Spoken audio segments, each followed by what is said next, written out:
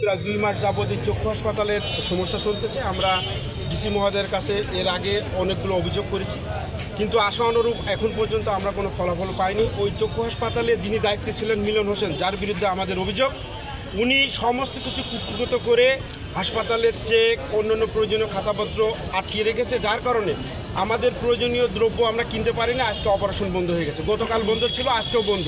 দেখেন গত 2 মাস ধরে আমরা এই প্রশাসনের কাছে আসছি যে আপনারা এর একটা সুষ্ঠু সমাধান করেন। দুর্নীতিবাজ, স্বৈরাচারী এই অ্যাডমিন হিসাবরক্ষক থেকে যিনি অ্যাডমিন হয়েছেন তাকে হাসপাতাল থেকে অপসারণ করতে হবে।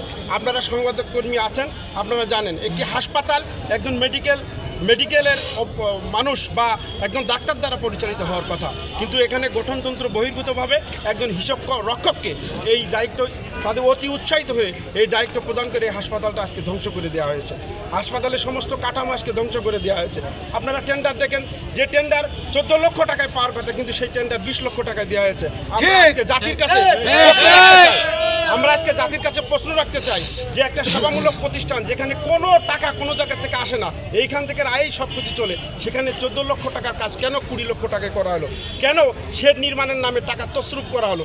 কেন 4,99,800 টাকা বিল করা হলো শেডে? এটা অবশ্যই উদ্দেশিত এবং ব্যক্তিগতভাবে অতি উৎসাহিত হয়ে এই কর্মকাণ্ডগুলো করেছে। আজকে দেখেন দূর দূরান্ত থেকে রুগীরা আসছে, তারা অনেক কষ্ট পাচ্ছে, কিন্তু হাসপাতাল চালানোর জন্য যে একটা কলম দরকার। বাংলাদেশের সমস্ত জায়গা থেকে যেখানে দুর্নীতিবাজদের মানে একদম অপসারণ করে দেওয়া হয়েছে সমস্ত জায়গা থেকে, বাট আমাদের ঝিনাইদহ আমরা এতটাই পিছিয়ে আছি, বাংলাদেশের বাইরে তো না, আমরা তো বাংলাদেশের ভেতরেই। বাংলাদেশের একটা বিখ্যাত জেলা ঝিনাইদহ, তো সেইখানে ঝিনাইদহ চক্ষু হাসপাতাল টোটাল খুলনা বিভাগের মধ্যে একটা অন্যতম প্রতিষ্ঠান। তো সেই জায়গা থেকে এখনও দুর্নীতি কেন দূর হলো না, প্রশ্নটা এইখানে।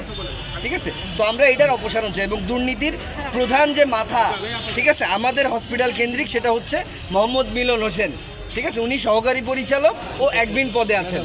ঠিক আছে, উনি সব কিছু ঘাটালার মাথা, আমাদের এই হসপিটাল কেন্দ্রিক সমস্ত কিছুর মাথা হচ্ছে উনি। তো তাকে টোটালি অপসারণ করতে চাই এখান থেকে।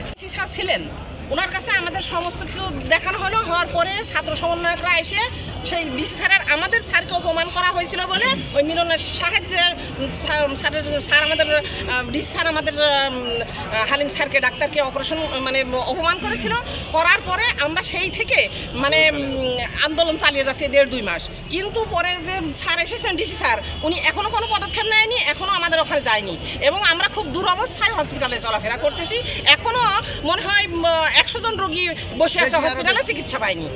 অথবা যেটা প্রপার বায়াসড এবং যে কমিশন গঠন করেছে সেই কমিশনটা অলরেডি তারা মানে বায়াসড হয়ে, তারা কম্প্রোমাইজ হয়ে অলরেডি তারা আমাদের বিপক্ষে তারা অবস্থান গ্রহণ করতেছে। এই কারণে এই গত 2 দিন আগে যে তদন্ত কমিশন গঠন করা হয়েছে সেই তদন্ত কমিশনকে আমরা ভিন্নভাবে প্রত্যাহার করতেছি। আমরা সেই কমিশনকে আমরা চাই আমাদের অভিভাবক, আমাদের সভাপতি ডিসি স্যার, তিনি নিজে তদন্ত করে নিরপেক্ষ তদন্তের মাধ্যমে আমাদের দাবি দাবা তিনি যাচাই করুক এবং এবং এবং এবং এবং অলরেডি যে তদন্ত করা হয়েছে সেটাকে বাতিল করতে হবে, এটাও আমাদের দাবি।